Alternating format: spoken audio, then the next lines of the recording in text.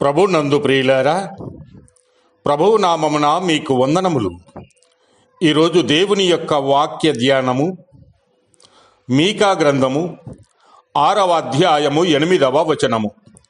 మనుషుడా, ఏది ఉత్తమమో అది నీకు తెలియజేయబడి ఉన్నది. న్యాయముగా నడుచుకొనుటయు, కనికరము ప్రేమించుటయు, దీన మనసు కలిగి నీ దేవుని ఎదుట ప్రవర్తించుటయు, ఇంతే కదా యెహోవా నిన్ను అడుగుచూ ఉన్నాడు. దేవుడి ఈ మాటలు దీవించి ఆశీర్వదించునుగాక. గమనించండి ప్రియులారా, శాశ్వత ప్రేమతో మనలను ప్రేమిస్తూ, మన ప్రతి అవసరము తీరుస్తూ, మనకు క్షేమాన్ని కలుగజేస్తున్న దేవుడు మన నుండి ఏమి ఆశిస్తున్నాడు? ఈ ప్రశ్న మన జీవిత విధానాన్ని తప్పక మారుస్తుంది. మానవుని మంచి కోరే దేవుడు ఆయన సృజించిన మనిషిని ఏం అడుగుతున్నాడో మనం గమనించవచ్చు. దేవుడు 3 విషయాలను ఇక్కడ ప్రస్తావిస్తూ ఉన్నాడు. న్యాయముగా నడుచుకొనుట, కనికరమును ప్రేమించుట, దీన మనస్సు కలిగి ప్రవర్తించుట. ఇంతే కదా ఆయన మనలను అడుగుతూ ఉన్నది. దేవుని ఆజ్ఞలు గైకొనుట కష్టము కాదు. ఆయన ఆజ్ఞలు భారమైనవి కావు.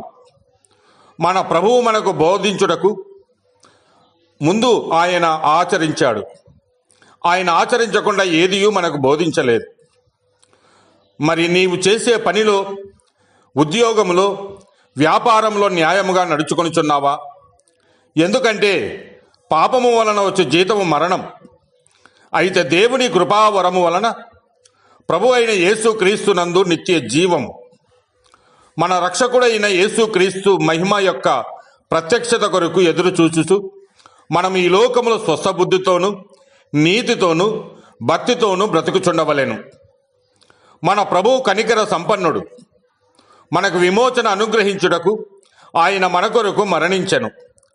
కనికరము గలవారు ధన్యులు, వారు కనికరము పొందుదురని దేవుని వాక్యము సెలవిస్తూ ఉన్నది. ఆయన మన ఎడల కనికరము చూపుతూ ఉన్నాడు.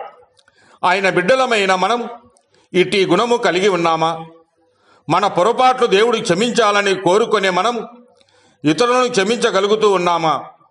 దొంగల చేతిలో చిక్కి కొట్టబడి కొన ప్రాణముతో విలవిలలాడుతున్న ఆ బాటసారిని చూసి కనికరించి బాగు చేసిన మంచి సమరయుడిని వలె మనము జీవించాలి. విడిచిపెట్టకూడని మహాభాగ్యమైన పరలోక రాజ్యాన్ని విడిచి ప్రభు ఈ లోకానికి దీనుడిగా వచ్చాడు. కనుక తండ్రి అయిన దేవుడు ఆయన కుమారుడైన యేసును సమస్తమును వారసునిగా చేశాడు. ఆయన నామమును హెచ్చించెను. మన ప్రభువు వలె ఆయన బిడ్డలమైన మనము కూడా దీనులుగా ఉన్నప్పుడు మనలను తగిన సమయమందు హెచ్చిస్తాడు. మరి ప్రియమైన సహోదరి సహోదరుడా, నీతోనే దేవుడు మాట్లాడుతూ ఉన్నాడు. న్యాయముగా నడుచుకొనుటయు, కనికరము ప్రేమించుటయు, దీన మనసు కలిగి ప్రవర్తించుటయు, ఇంతే కదా ప్రభువు నిన్ను అడుగుతూ ఉన్నాడు. మరి నడుచుకుంటావా? నీవు దీవించబడుతావు. దేవుడు మిమ్మల్ని దీవించి ఆశీర్వదించునుగాక.